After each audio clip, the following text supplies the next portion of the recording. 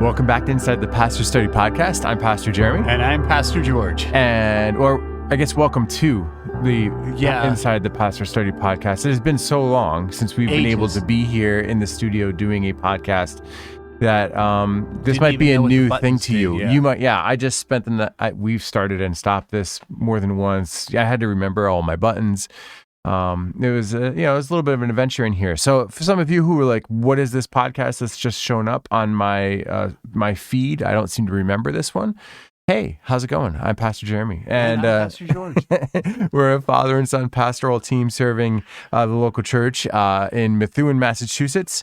And we're glad you're here with us. And it's good to be back again in the studio. A little treat for those of you who are tuning into our video podcast that is happening on YouTube. And Spotify also. You can catch the video podcast on there. I'm currently running a poll on social media and in my house. This may be the only day you get to see the mustache that I have at the moment. And for some of you, you've already switched over to the audio version and you can't even look at me. I've been watching people look at me all day, and it's hilarious. I'm having a great time with this, but it's really just a chance to mess with my wife and the girls at home. So if you're seeing this may be the only time you ever see me with a mustache ever. And so it may actually drive our YouTube because people might be listening and then say, I've got to see this. I need to go see this. Yeah, we'll have a bump in views, and they'll all be for like 6 seconds and then be gone. So thanks for the 6 seconds you tuned in to check it out. And we're glad you're here with us. We start off every episode with a theological term of the week. It's a way for us to kind of dig into the vernacular that we as pastors use. Sometimes we just throw words out there that we are familiar with that other people have a bit of a hang up on. So let's get in and check out this week's theological term. The theological term of the week. This week's term is congregation. You might not think of that as a theological term, but we are going to throw out the word congregation, and we're going to do a little compare and contrast term today. Yeah, because for those of you who have been with us, for more than just this episode, and I recognize it's almost been a month since we've been in here. But for those of us who, if you remember all the way back to the last time we were able to podcast, we were working through terms that are within the wing of ecclesiology, so the study of the church. And so we talked about some of the offices of the church, different leadership roles and what their jobs are. We talked about some of the ordinances of the church. Those are the things that the church does. We've talked about some of the things that the church practices in their services, so like the liturgy of the church. So we've talked liturgy. We've talked a lot of these different terms in ecclesiology, and so now we're getting into like who are the actual people showing up to church? Who are the people that make up the church? You have all of those leaders, but who else? And what is their term? And so congregation is the term that Protestantism has used frequently. Yes. Does congregation exist as a term pre-schism? Ooh, schism's a word too, right? Yeah, that's a good word. That's like a split, right? There are a couple of historic schisms or splits in the And some people don't know movement. how to say schism. It looks weird when you write it down. They look at it and they say it was a schism. Anyway. Yeah, but back to congregation. I think you come close in Philippians 1. Great. Okay. Paul and Timothy writing, and it says to the church that is in Philippi together with the elders and the deacons, and it almost sounds like you need a church or a congregation, an elder and deacon to make a church exist, right? But then you could say it could be the parish because it's located within a room. And that's the word we're going to contrast this morning. Yes. Congregation versus parish. Right. Because I think for a lot of people, those are interchangeable. Yeah. And yet they aren't. But and then there are probably others who don't, would just default to one of those words over the other depending on their church background. Right. So I will have people that have come to our church from a more sacerdotal church. There's a word we used before too. So this kind of a test. And they'll talk to me about, do the people of your parish do X, Y, or Z? Right. And it's kind of a cringe moment for me as a good congregationalist, because the word parish means something totally different. So a congregation, it just means a gathering, they are with one another, gathered. The con word means with, and they gather with. So that's the broadest thing.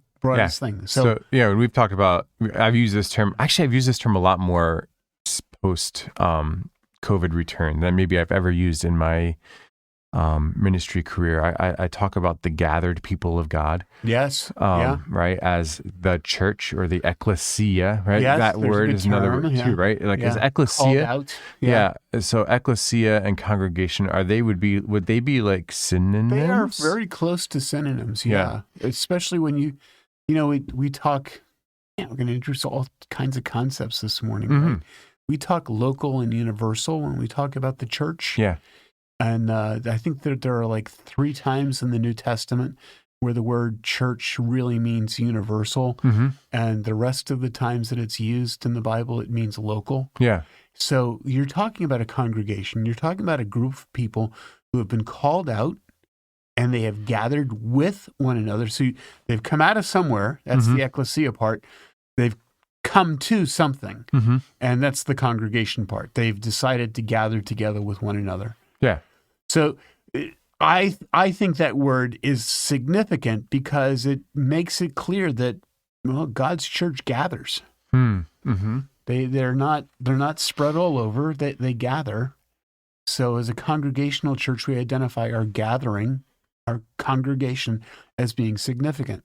Now, we've mentioned the word parish, and the parish more common with the sacerdotal concept, more common with a church-state concept.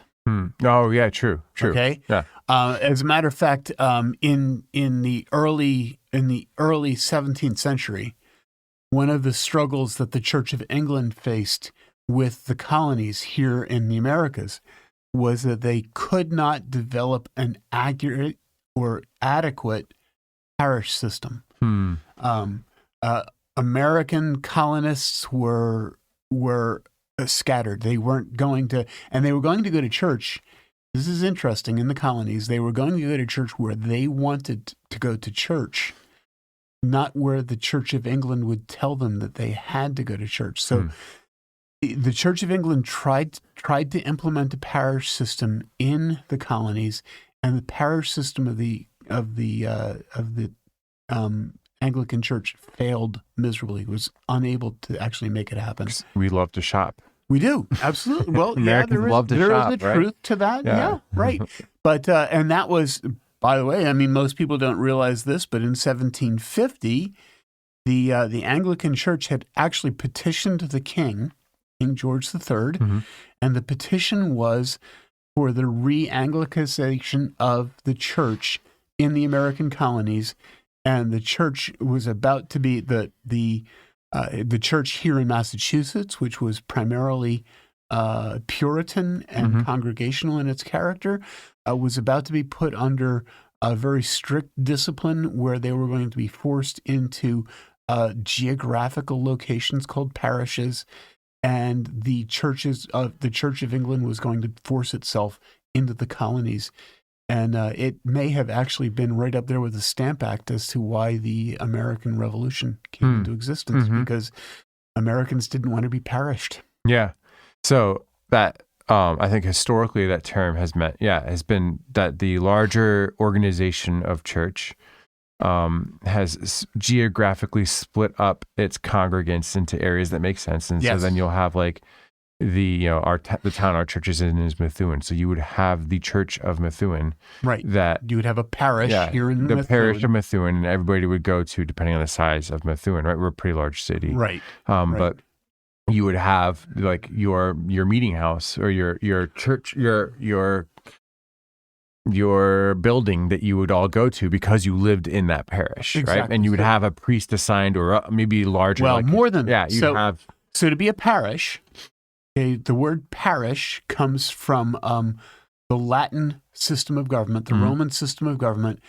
So a parish was the smallest administrative political district of the Roman of the Roman government. So they would establish a parish, and over the parish they would put an episcopos, otherwise known as a bishop. So technically, the parishes in the Roman Catholic Church around the world, if you have a parish, you need to have a bishop, because a bishop oversees a parish. So wherever, I don't know our area's Roman Catholic community that well, but there actually could be 4 or 5 churches, Roman churches within a parish, all under a bishop. I see. Yeah. Okay. So that the parish may and that covers a lot of cultural issues too. I mean, when I was a kid, there was an Italian Catholic church in my area, and there was an Irish Catholic church in my area. And I had a friend of mine when we lived in New Jersey 15 years ago. I remember talking with the principal of the high school, and he was complaining to me. This is pretty precious. He was complaining to me that the local Catholic church in our town was largely a Polish Catholic church. Wasn't he Polish? He was very, very Polish. Yeah. He was very unhappy because the only priest that they could find to oversee this Polish Catholic church was a man from the Philippines who actually didn't even speak English well and didn't understand Polish culture well. So he was struggling because he just flat out complained to me. He said couldn't figure out why they couldn't find somebody who was Polish to come and oversee a Polish church. Interesting. Yeah. Yeah. So I mean, you have parishes, and the parish is geographic in nature, and it's under a bishop. And those are key ingredients to that. So you don't have the opportunity within a parish structure. Well, maybe right. Maybe you choose the Italian church over the Irish church. So those 2 churches would still be within the same parish? Yes, those 2 churches would still be within the same parish, but it's not necessarily that if you lived in Methuen and you wanted to, and my Catholic friends may confront me about this, but if you lived in Methuen, you might want to travel down to Waltham, which is a town about 15 miles away from here. Maybe that's your parish. Maybe that's where you want to worship, but that's not where, under a parish system, you would be enabled to or allowed to worship. They would not want you to change churches. Right. If you wanted to have your kids baptized or confirmed, or you wanted to get married. You are going to get married in your parish church, in your local congregation, or in your local, within your geographic. Yeah. And then you would choose. Yeah. Okay. Right. Interesting. So there would be congregations, there are congregations within the parishes. Yes. Yeah, there are. Just to kind of throw those words back into the same sentence again. Right. But a lot of people think of parish, and it's yeah. Right. So what we've done culturally is we've kind of copied and pasted those words over each other. Right.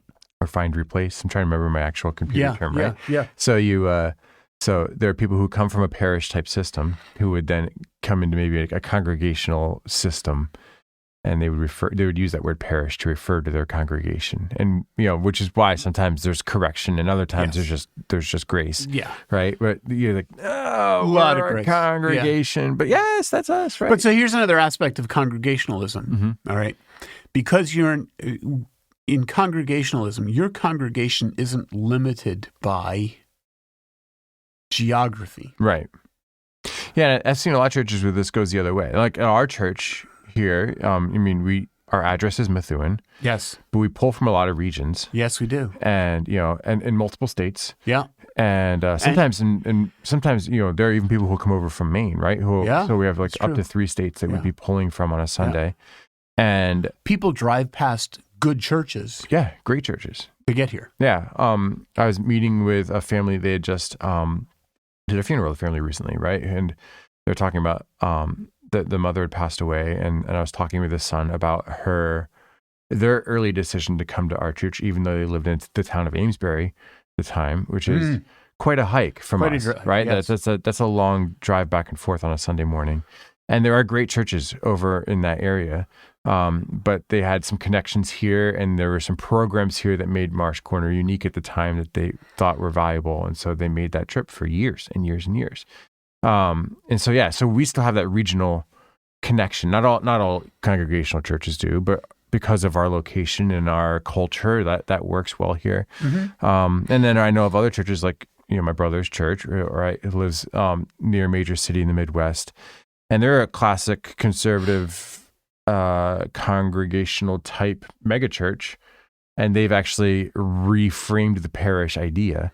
They've gone the opposite way. And so they will, within their very large congregation, they recognize that there are regions and clusters of people within that congregation. And so they've taken the parish term, and they will use that as ways to help make sure that each of those people groups are properly ministered to, because in a large church, you need to be really careful about that kind of like administrative work.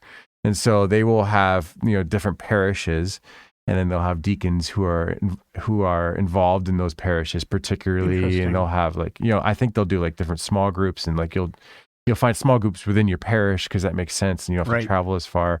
And so they've taken that term as a geographical term for how their large regional church is used, and help to break that out administratively. Yeah. So whereas we just have small groups that tend to be geographically located, because we don't necessarily have a deacon or an elder who's overseeing that region.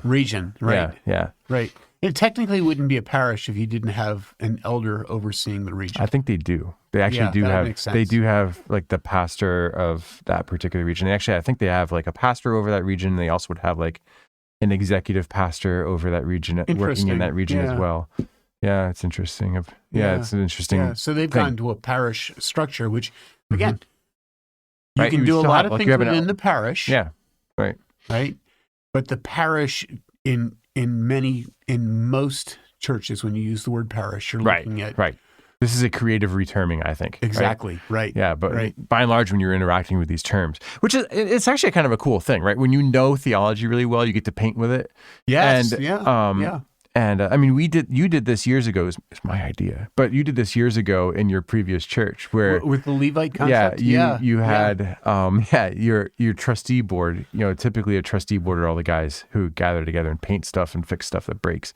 And we'd retermed that to be Levites, because that goes back to that role in the role in the Old Testament. Yeah. They painted stuff, and they were there. They were there actually, for the upkeep and the administration of worship, right? I love the idea of, the Levites were there for opening and closing the doors. I mean, one of the things we struggled with at that church was who was going to be there on Sunday morning to unlock the doors, and who's going to lock it up at the end of the night, at the end of the day. And, if you were a Levite, that meant that you were a key holder, and that you had the responsibility of locking the place up at the end of the day. See, so when you know your theology, you can play with some of these things. That's part of the piece. That's part of the thing here, right? In our heart in this podcast, as why we give this segment so much time every week or every month is, the more that as often as you meet this podcast, right, the more that you who are listening can interact with these biblical terms and think biblically about everything in your world, I think the better off we all are. And so we're hoping to kind of increase that literacy. That's our goal. Yeah. So that congregation and parish, I think hopefully we've we've handled that. I think so. Yeah. All right. So if you have any more questions, podcast@marshcorner.com, and we might respond. We may. Yeah. We'd love to. All right. That's our theological term of the week. The theological term of the week. As we just went to that clip, I looked up at our monitor again, and I had to laugh at the mustache again. It's hilarious. Yeah. Anyway, I'm reading a book right now. Oh, good. You got to do that once in a while. Yes. It's part of the job description. And I love to read, and I've dug into a book that has been sitting on my shelf for a little while, and I picked up, and I'm really enjoying it. I had to go back and actually write down the title because I knew I was going to talk about it here, but it's written by a pastor out of Kansas named Tom Nelson, and the book is called The Economics of Brotherly Love. Interesting. And the premise of the book is that I I think the premise of the book is, that as like Christians, our job on this earth is not just Sunday to Sunday, that we also need to continue to be Christians Monday through Friday in our workplaces. Right. And, and so his thinking is, how do you bridge that gap between Sunday to Monday? And he has several books in this wing, and even like an organization called Made to Flourish, which is interesting. Cool.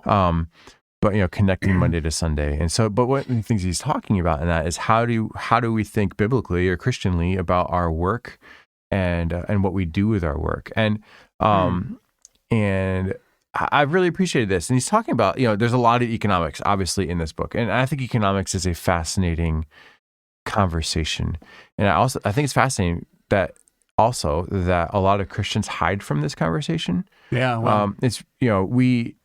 There are, in our heads, I think for the average Christian or even the average observer of Christians, there are two types of Christians who think about money and economics. There are the prosperity gospel people who, if you'll just, send me a new jet every 5 years to replace my old jet, then my ministry will continue to flourish and people will come to know Jesus. And God will bless you. And God will bless you. Financial need. Yeah. Yes. And if you're not seeing financial gain and prosperity in your world, then that may be an indication that you're out of line with the Lord. Like, financial prosperity is a sign or a marker of your holiness. Right. Yeah. I've seen that. And so that's something that we reject, right? Yes. And another thing that like you see, depending on what's going on culturally, within the church, is the poverty economics, right? Like the poverty Christianity that God only really the only really spiritual ones in this world are the ones who are poor, right? Blessed are the poor, right. And so we will when I was in college, there was he's kind of fallen out of prominence, but he was really popular back when I was in college as an author named Shane Claiborne. And he had this like intentional community in Philadelphia, and they were basically trying to live into this, what maybe a misinterpretation of what's going on in Acts, where everybody's sold all of their stuff and they're living it together, right? Yeah. And so they would live basically in these Christian communes where everything was shared.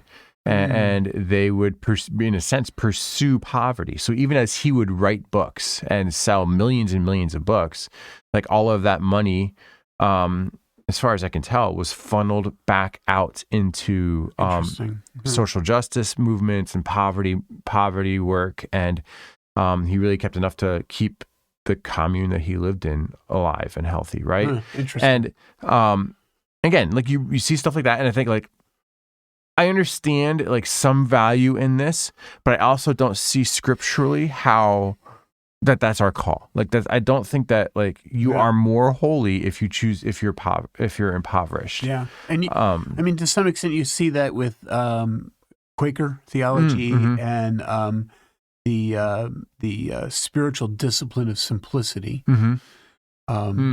Which very close to, in some ways, the concept of that idea of living poverty, living only with what you need and not with anything more. You get that with John Wesley too, right? Doesn't John Wesley lives on the same minimal, as far as we know, right? Yeah. He lives on the same minimal amount of money the entire time of his ministry, and even as he made more, he just gave it all away. There's even some of that in some of the early Puritans, and yet the Puritans were quite wealthy, but there was a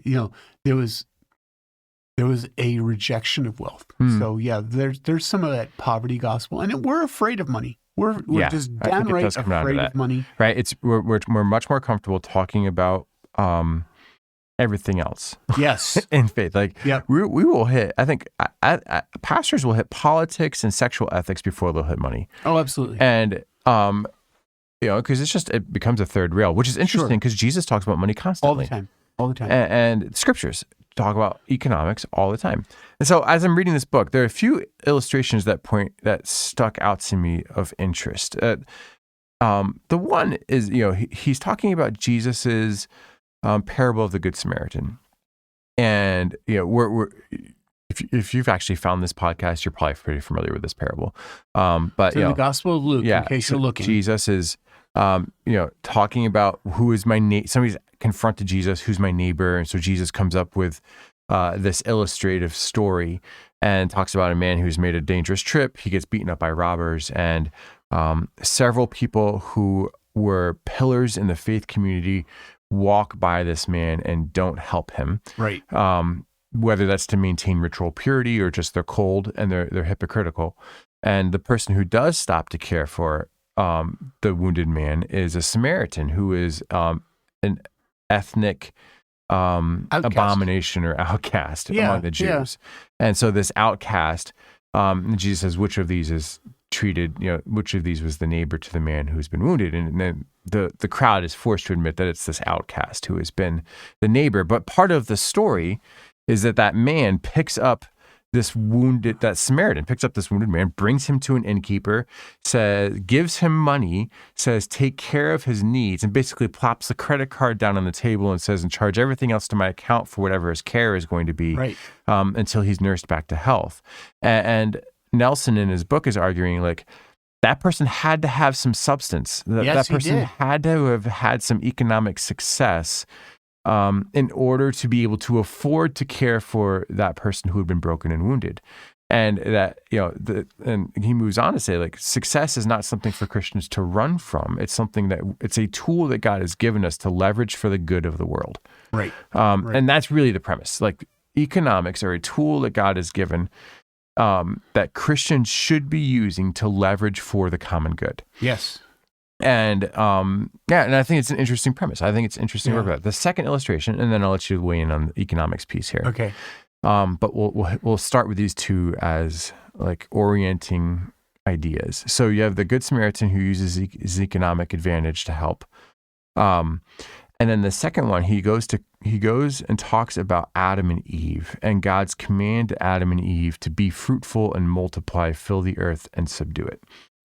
And have dominion over it. Or have dominion over it. Subdue it, have dominion over it, right? I think those are the two, those are translative differences, right? Right.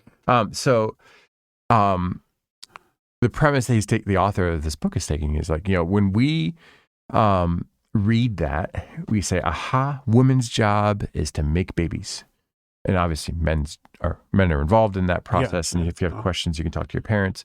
But the job, part of humanity's job is to have babies. And that's what it means to be fruitful and multiply. You're going to have children who are then going to have children. And as a people, you will multiply and you will fill the earth up because there will be people everywhere. We've always taken that fill the earth, multiply, and subdue it only, I think, for most of us, only as a childbearing command. And anyway, but his illustration, go ahead. That's his illustration. And I would say, I know you're reacting to that, but I would think as I've grown up and as I've gone through Bible college, as I've gone through seminaries, I've spent time interacting with people in church. I think that most people, when they interact with that phrase, that command of God, are only thinking of children. Interesting. Okay. And so Nelson is saying, this is not just a children command. It is a children command, but it's not just a children command. No. And he's saying that there are probably a lot of women over history who, when they are not able to have children, or, couples, when they are not able to have children, feel that they are no longer part of God's dominion or work in the world. There's a defeat there. My only job in this world, according to God at the very beginning, is to fill the earth and put it under dominion. And then my job under Jesus is to make disciples and baptize. So I guess that's what I can do, because I can't do the dominion piece. And that's odd. Okay. And he would say his thing is also part of what we do as multiplication effort is kind of what, that the parable Jesus uses later with talents. God's given us talents.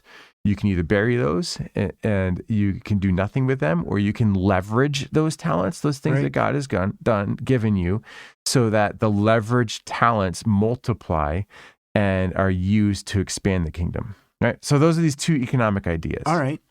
So you're already reacting harshly against I am the child thing. Because here's the thing, right?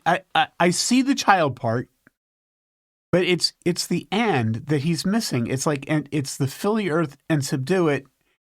and have dominion. So I see this necessity of having children. Mm-hmm. I don't see that as a woman's job. It's a both, right? Right. It's a both. I think people, it's a both yeah. and, right? I don't see a woman's job is not to have babies. Agreed. Okay. A woman's job is to participate in the dominion of this world by having children. That's part of it. But also, see, I'm an exploiter. I believe that phrase, have to subdue and have dominion over the earth, it is a statement about our need to exploit the resources that God has given us in this world. Yes. So, as long as we're having babies, husbands and wives raising children together, filling the earth, subduing, we are to use the resources that we have in our world to honor and glorify God. We're supposed to exploit them, to pull them out and to use them. So I agree in this sense that all of us are viceroys. All of us are called to subdue the earth, men and women. We're to labor together and to use what God's given us. So let's use it. I like his reference to the Samaritan and his wealth. Because, obviously he does have the money to actually make a difference. Right. And I think that there's he has the money to make a difference. And there's no obligation other than the fact that he sees someone overcome. Yeah. For him to use his wealth. But he still does. So here's the thing, right? You can't help somebody if you don't have it. Right. Right. And I think ultimately this is kind of a big piece of this conversation. I see that part of the conversation. And so I guess the encouragement from that premise is that Christians should be careful with what they're given and careful to, I guess, exploit, to use your word, right? Yeah. Careful to exploit their resources and talents for the good of God's creation, right? That's part of our dominion keeping role. Right. See, I see dominion keeping it's not just about like resources. It's when you use the word exploit and you use the word resources, I think one of the things you think of immediately in our culture is oil and gas. Yeah. Right. There's lots of oil and gas. And I remember about the time that I was in college, there was a lot of conversation about, there was a new conversation that had come out within the decade about something called peak oil. Now, I lived through the Jimmy Carter oil and gas shortage. And the conversation was, I have two now. Yeah, see? We only have so much oil and gas to go around, and pretty soon it's all going to be gone. And there was this conversation about, we have another 5 to 10 years, and then we will have hit peak oil, and then from that point on, the oil resources are going to be draining the well. We're just going to be draining the well, and there's no more of it. There's never going to be any more of it made, kind of a thing. And then they find more of it. I mean, at the moment, because of exploitation, and I'm going to come back to that, because of exploration and exploitation, we've discovered more and more oil, and it's no longer a conversation about peak oil. But here's the thing that makes exploitation possible, and that is we're not only exploiting Earth's resources, we're also exploiting our creative, imaginative, cognitive resources that God has given to us. Yeah. And this is an illustration he hits also in the book. You're reminding me of this. That first piece you're talking about, like there's only so much oil and then we're going to run out. Yeah. Is illustrative of a economic worldview. Yes. That is very popular and has been for some time. And people have used this. It's called zero-sum game. Zero-sum game. And that is like, if you take a pie, that pie is that just is the pie. Like that pie contains all of the pie that you get. Yes. And so if I get a very large slice of pie by my good fortune or upbringing or decisions or perhaps my history or whatever, then that means by necessity other people's pie slices will be smaller. Yeah, right? that's the zero-sum gain idea, yeah. And that's zero sum. So, and that happens, that rhetoric exists in our world frequently, right? Like, we should soak the rich because, they have more than their fair share of the pie. And we need, because they're so wealthy, all of these other people are being exploited, right? Yes. They're being used. But we use that word exploit in, the negative connotation, right? Right. They're being exploited, and therefore, they can't get a leg up in this world because their slice of pie is so small. But the opposite view of this, that there's only one pie, there's zero sum, that all that exists is all that will exist, is different than this economic principle you're just talking Exactly. about. Because where you can always use make more pies. We can make more pies, right? Let's make more pies. And we see this actually play out a lot in our world. And we've watched this happen over the last, in my lifetime, frequently. Yeah. I'm born in the mid 1980s. By the time I'm born, computers are still pretty big. They run on tape. They fill large rooms. And not too long after I'm born, you've got people who are able to, with their creative ingenuity and with advancement in technology, move those computers from being the size of a room to the size of a garage, and then even smaller. And you can actually make them in these little wooden boxes, and you can send those out. And for $2,000-$3,000, which is an astronomical amount of money at the time. Yes. For $2,000-$3,000, anybody could buy a computer and do some basic work in their house with it. Pretty crazy. And the creation of the computer and moving from tape to microchip expands the... You missed floppy disk in the middle. Right. Expands the economy in such a rapid way that now there are so many more pies that exist, right? Yeah. If you go back to 1960 and say, hey, like my buddy just made like $10 million because he bought Bitcoin when it was low. Right. Exactly. That's like nothing. It does not compute, right? Yeah. But there is a whole, and the cryptocurrency, whether it's up or down or whatever it is at right now, right? Potentially a new pie.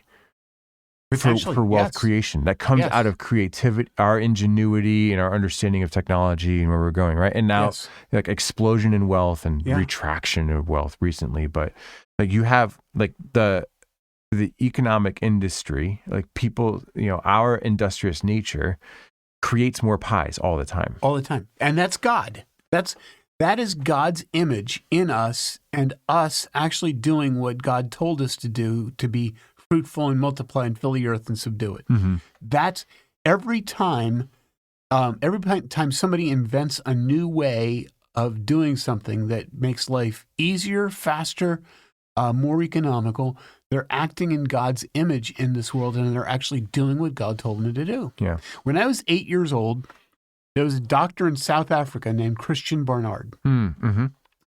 And he was in South Africa because what he wanted to do was illegal in most European countries and in the United States. What Dr. Barnard wanted to do, and what he perfected, was he wanted to take a heart out of somebody whose organs had stopped, and take that living heart from a dead person and put it into somebody whose heart was failing. Mm-hmm. So I remember when I was 8 years old, third grade, I remember Christian Barnard doing his very first heart transplant, and the individual that he transplanted that heart to lived for about 3 days. Mm.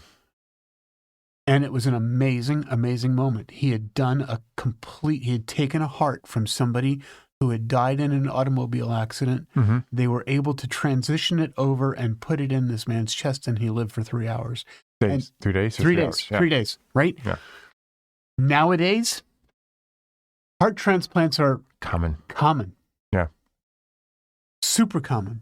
I had an uncle when I was 10, so that's like 2 years later. Heart problem because the arteries going into his heart had clogged, and they did this massive surgery that took like 8 or 10 hours. They actually had to cut his sternum and break open his chest, and they replaced these arteries with arteries from his legs. Mm-hmm. And he was one of the first quadruple bypass heart patients. And he was in the hospital for weeks after that. Nowadays, those are very common, those heart surgeries, and they're not as, I'm sure they're as risky, but they've perfected it. They know what they're doing, and they don't even need to do that, right? They can actually pass a catheter through your groin and in, and boom, figure it all out. My point here is all of that makes life easier, better, and actually prolongs life because we're exploiting our knowledge and our ability. And even for Dr. Barnard, there probably was the exploitation of a dead body. And who knows what he had done before that moment of that surgery back in 1968 that enabled him to actually perform that. Where did he practice that? How did he figure it out? How did he make that work? My point is that all of that works into this concept of economics, in that there's always more, there's always better, there's always this stuff that we can exploit, create, imagine, develop that will make life better, easier, and happier. Yeah. It's a matter, the pie is not a single pie. Right. Because, anytime there's a new industry, you create a new pie. And even within that, right? Every time you have a new idea within an industry, you're creating new pies. You're creating new opportunities for people to work. Absolutely. The richest man in the world, I think at the moment, is a guy who is making something that nobody wanted to buy 15 years ago. Right. He bought for $70. Yeah. And that's that there are, how many people have a job? A lot of people have lost their jobs because of him, but how many people have a job because of that that expansion or that new pie that exists, right? Yeah. And look at Henry Ford. Yeah. Okay. When Henry Ford developed the Model T, everybody complained because he was going to put buggy whip manufacturers out of business. He probably did. Yeah, he did. I mean, they're probably still like there's somebody probably in some artistic recreation place that actually knows how to make buggy whips. But he put buggy whip people out of business. But one of the things that made Henry Ford amazing, other people had made automobiles before him, and other people had assembly lines before him. He made an automobile that was purchasable by the people who were working on his assembly line. That's what made him different. So his concept, it did put buggy whip manufacturers out of business, but he gave them a new job. Right. They got a new work, and that's the thing, is that there's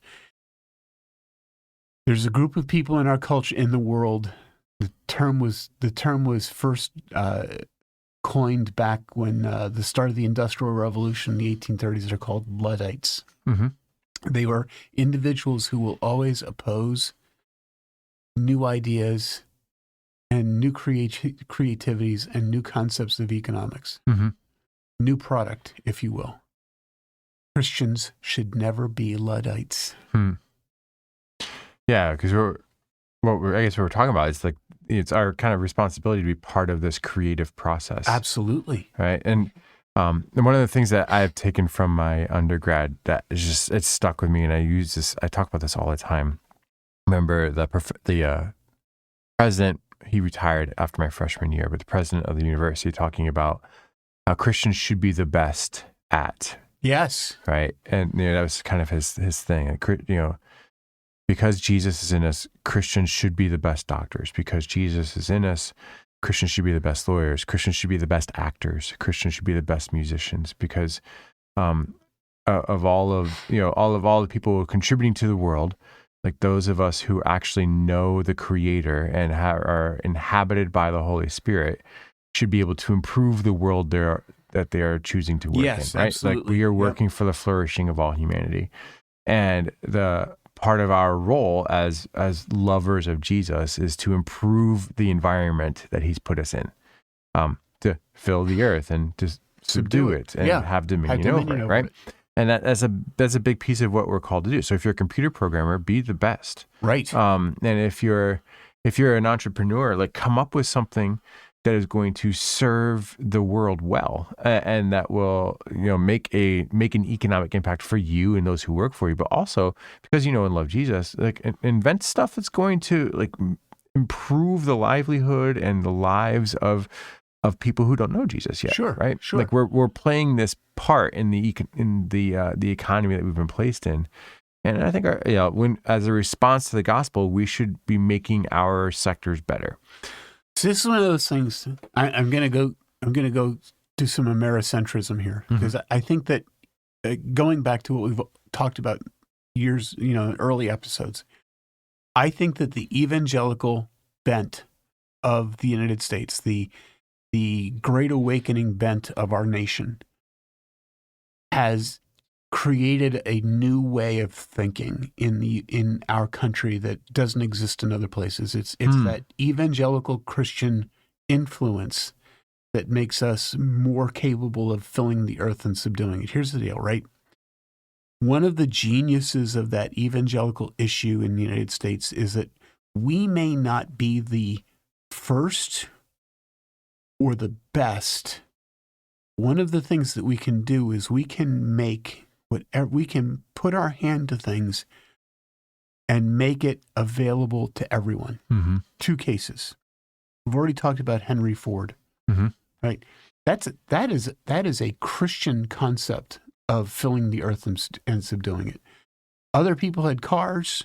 There was the Mercedes-Benz. There were all kinds of vehicles like that. Mm-hmm. Henry Ford makes it economical and capable for everyone. Milton Hershey. Yeah, it's another one. Yeah, totally. Milton Hershey, chocolate in Milton Hershey's day is reserved for the rich. Mm-hmm. The chocolate bar, the chocolate candy, it's reserved for the rich. And none of the chocolate makers of Europe will actually let out how they make chocolate. So Hershey has to pioneer there because his objective is to make chocolate for the masses. And to make chocolate that everybody can have. Right. So I think but from that, like this is the other circle.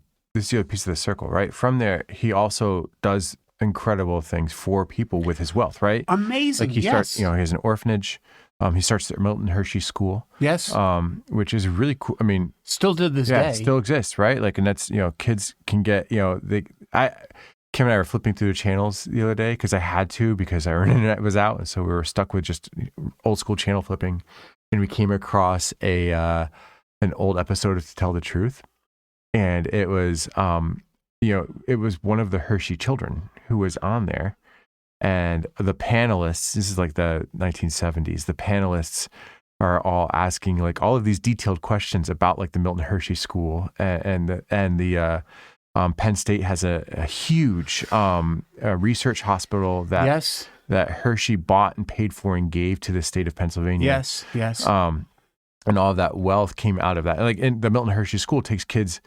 Many of the kids who are part of that school are either orphaned or come from broken homes. Yeah, and it's a high-end private type school. Totally. Yes. That these kids are given full scholarships to go to, and when you graduate, you get a suit of clothing and money to go start your job, right? Like all those things came out of this guy's good idea to democratize chocolate. Yes, and because of his love for Jesus, he took all of that wealth and blessed people, right? Yeah, exactly. He could live. Exactly. He could live. He was well taken care of. His family was well taken care of. Incredibly wealthy family. Yeah. But they didn't just sit on the wealth. Because of their love for Jesus, they leveraged their economic advantage for the blessing of others. Yeah. So here's the thing. Right now, there is somebody out there, and I got to believe it's a Christian, who could take this really expensive concept of solar power and solar panels, which, here's the thing, solar electricity is a boondoggle right now. I'll tell you flat out, it is a boondoggle. That panel is going to deteriorate. It's filled with expensive parts. It's hard to manufacture. It's expensive to put up, and it doesn't produce what people say it's going to produce. What we need is a believer, or somebody who's best at what they do, to come alongside of that whole concept of solar power and say, how do we make this real? I'll tell you right now. How to make it viable. How to make it viable. Because that's this concept from the Good Samaritan. That's this concept of filling the earth and subduing it. It's not just that you can make it. Can you make it so that everybody can enjoy it? Can you make it and democratize it? And I think that's when you broaden the pie. I think that's more about what Jesus calls us to do as everyday Christians. Yeah. My other favorite story of this, since we move out of the United States, for those who are listening, who are right, the Guinness family. Yes, right? Another great story of this, right? Right. The Guinness family. They during the Wesleyan revivals, they come to know Jesus, and as they're looking around Britain, like one of the big travesties of their day, they believe at the time, is the overconsumption of gin and whiskey and alcoholism. But at the time also, there's still some value in like having a beer, and there's probably even some safety over the water supply and having a beer. And so there's also a malnutrition issue. And a malnutrition issue. So he sees all that's right. The malnutrition is also an issue. And so he sees all of these problems. And so he develops a low alcohol content beer that is highly fortified with iron and has other nutrients in it that the malnourished society around him needed. And he started producing the Guinness beer, and it, still obviously very popular. We just came out of March when it's most popular. But that drink, when he started becoming exceptionally wealthy with that idea, which came out of a gospel-soaked economic worldview. Right. Here is a problem that our society has. Here is my creative solution to fix it. When he was blessed with the wealth off of that, he turned and leveraged that wealth for the continued blessing of people around him. I was just looking up this quote and I wanted to get it right. He said, you cannot make money from people unless you are willing for people to make money from you. And, this is before the Great Depression, late, the 1920s. He does things for the people who work for him, all of his employees have access to 24-hour medical care. All of his employees have access to 24-hour dental care. You even have on-site massage therapy. Your funeral expenses and your pension were paid for by the company. Your education, as well as your children's and wife's education, were all paid for. And the company had libraries, reading rooms, athletic facilities, and so on. And all of these things, he said, were, he paid for he would shut down his factory for 2 weeks in the summer and pay for his employees to go on vacation. All of these things, amazing, actually. None of these are all revolutionary. No one has medical plans. No one has pension plans. None of these things exist. No one took vacations prior to World War II, which was pretty impressive. And so all of these things that now we negotiate into our pay packages, and and we would never think of working in a career that doesn't have these perks, are things that a believer invented in order to bless the people that were economically blessing him. Yes. Right. Yeah. And I think that's, my concern. We talk about money, and we talk about it with some trepidation and some fear.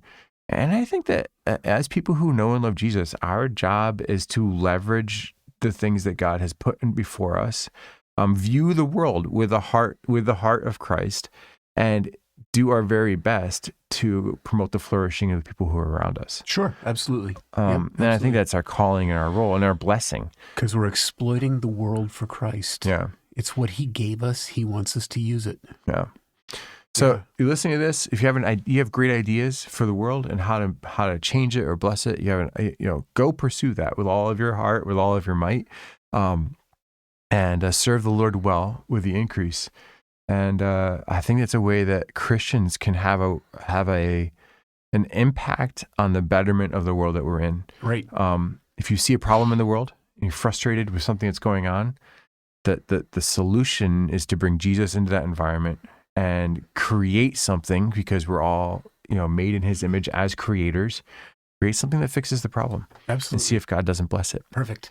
Well, we're blessed that you have found our podcast and listened once again. Thanks. We'll try and come back again. We'll try not to make this another month, although there's some work going on here at the church in the next week or so. Yes. Yeah, we'll see. Yes. But we'll be back. We promise. This won't be our last episode. We'll see you again soon. Thanks for joining us, everyone. Talk to you soon.